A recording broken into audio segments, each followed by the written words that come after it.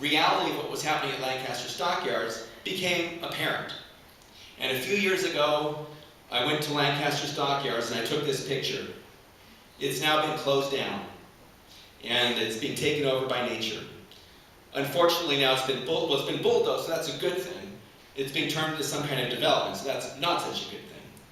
But Lancaster Stockyards is no more, and Farm Sanctuary has continued to grow. That's a picture of our farm in Watkinsville, New York. It's 175 acres, and I encourage anybody here who hasn't to visit. And for those of you who have visited, please come back. And we really appreciate the group that comes up from Penn State here to volunteer every spring. That's a huge help. So it's not too far away, and it's open for visitors. We also have bed and breakfast cabins there. We do events there. And this is our farm in Orland, California. It's 300 acres. And we also have an overnight cabin there for people who are interested in visiting. And this farm is about 100 miles north of Sacramento. And again, these are sanctuaries for animals where vegan is normal. They're also sanctuaries for people who care about animals. But a long way from farm sanctuary, on farms all over this country, bad has become normal. Farm animals are genetically manipulated, artificially bred, mutilated, confined, cruelly beaten, then finally killed for food. In the case of artificially bred, turkeys have been so profoundly altered that they cannot even reproduce naturally anymore. The most profitable part of the turkey is the breast. The breast meat is the most expensive, so they bred them to have larger breasts, which means they cannot actually mount and reproduce. So artificial insemination is the only way now that turkeys, commercial turkeys, breed or are bred in this country. Farm animals are specifically excluded from the Federal Animal Welfare Act, so a lot of times people want to believe that laws protect these animals. In fact, they really don't. Agricultural practices considered to be common are excluded from most state anti-cruelty laws. So if a practice is adopted by the industry and they consider it to be common, it is allowed, no matter how bad it is. There was an egg factory in Southern California who had 30,000 spent hens that he no longer wanted. And the way he disposed of them was by throwing them in a wood chipper, alive. Neighbors saw this, they were appalled. They called local authorities, they contacted us. We tried to get this guy prosecuted for cruelty to animals for throwing live birds in a wood chipper. And he was ultimately found not guilty. And the reason was that this was considered to be a common and accepted agricultural practice. And one of the experts who came forward to argue that this was okay was a veterinarian who was on the Animal Welfare Committee of the American Veterinary Medical Association. So you have this institutional support for the status quo, despite the fact that it is brutally inhumane. And finally, just to give you a sense of how powerful agribusiness is in Washington and in other legislatures, is that agriculture is exempt from many labor laws and environmental laws. The minimum wage on farms is less than the minimum wage in other sectors, for example. And also when there's pollution and environmental degradation caused by agriculture, somebody else often has to come in and clean it up, which is another cost associated with our so-called cheap food system. So you have animals abused with impunity, and you have the environment destroyed, and you have many other problems. Early on in our work as well, we started documenting downed animals in other parts of the country besides Lancaster, Pennsylvania, and we found this to be a nationwide problem. This is a picture I took at a slaughterhouse in Southern California. These are downed dairy cows who are being processed for human food. And again, these are animals that are too sick to walk. They're literally dragged onto trucks or pushed with forklifts and taken to the slaughterhouse to be used for food. Recently, thankfully, we've been able to close a loophole in federal regulations to prevent downed cows from going into the food supply anymore. Here's another picture I took of a downed cow in Texas.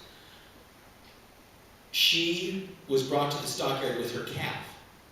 And because there are different buyers for cows and calves, the stockyard workers wanted to separate them. And as they did, the mother wanted to be with her calf and struggled to be with her. And in the process, as the stockyard workers violently separated them, they broke her neck. And so she laid there for hours. She may have laid there for days. And here's another picture of a downed animal I took in upstate New York, not too far from our farm in Watkins Glen, New York. It's actually in Bath, New York. And this is a day-old calf who was sent to the stockyard when he was still wet from afterbirth. It was a freezing day in the fall, and he was dying of hypothermia. When I went to the stockyard workers and said, "What's going on with this calf?" They said, "Well, I got to bury him later today." And I said, "Well, what if I take him off your hands?" He said, "Sure, go ahead." So I took the calf and went to a local veterinarian, and she was an industry person. She said, "Well, what are you wasting your time for? This calf has very little chance of survival, and it makes no economic sense." And I said, "To me, it's not an economic thing. This is an individual, and I want to do what I can to help him." She finally gave him the intravenous fluids, and I'm happy to say he did very well. And that's a picture of Opie at the farm. He ended up weighing close to 3,000 pounds and lived with us for almost 20 years. He died just a couple of years ago, unfortunately. But he had a good life, and he's an example of what Farm Sanctuary is about. It's about helping those who have been discarded by the industry and creating transformation for these individual animals' lives. And I think as their lives are transformed, in some sense, so are ours. Now, Opie was a byproduct of the dairy industry. He was born to a dairy cow. And because he was a male, and because he was sick, he was just sent off to the stockyard. If he was a female calf, he would have been kept on the farm and raised to become a milking cow. But because he was a male, he was useless. And that is, he was a byproduct of the dairy industry. You know, to produce milk, these cows have to have a calf every year. And they live in intensive confinement increasingly. Although here in Pennsylvania, you have, a relatively large number of small farms still. But increasingly, they're being replaced by these industrial operations that have hundreds or even thousands of cows. And again, each of them gives birth every year. The male calves are taken away, often just to slaughter as bob veal. The female calves are raised to become milking cows. And as milking cows, they're pushed to produce 10 times more milk than they would normally. They're hooked up to milk machines 2 or 3 times a day. And during their lives, most of their lives, they're in a state of what's called negative energy balance. Because they are producing 10 times more milk, they're also pregnant because every year they have a calf. And they can't eat enough to keep the weight on their bones. So the average year in the life of a dairy cow goes something like January 1st, she gives birth, her calf is taken away, and they start milking her. In March, she's artificially inseminated, she's now been re-impregnated. So from March through till about October, she's pregnant and giving milk. During this time, again, she's losing weight. Then, for the last 2 months of her pregnancy, because she's got a 9-month gestation period, they dry her off, meaning they infuse her udders with a solution so she stops giving milk, so that she can be reconditioned, which means that they put more weight on her body, so that when she gives birth again in January, she will be able to go through the cycle again. And in a healthy environment, these cows would live 20 years. But on these factory farms, they're sent to slaughter after just 3 or 4 years of production because they're pushed so hard. This is a picture of a downed cow who's been worn out, who's on her way to slaughter and has been, is being dragged onto a truck. And this picture was actually taken by a dairy industry veterinarian in California who was not happy with what he was seeing and was very upset by it. So he actually took the picture and sent it to me and said, "Please do what you can to stop this." So even within the industry, there are some people that are uncomfortable and are starting to speak out against some of the abuses.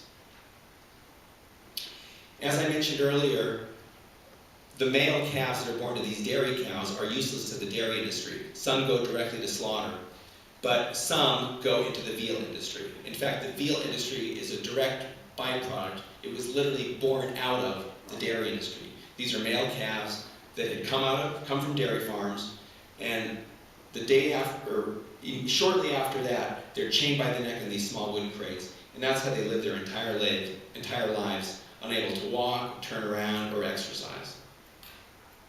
But they're not the only animals that are confined in such intensive enclosures. This is a picture of breeding sows. in gestation crates.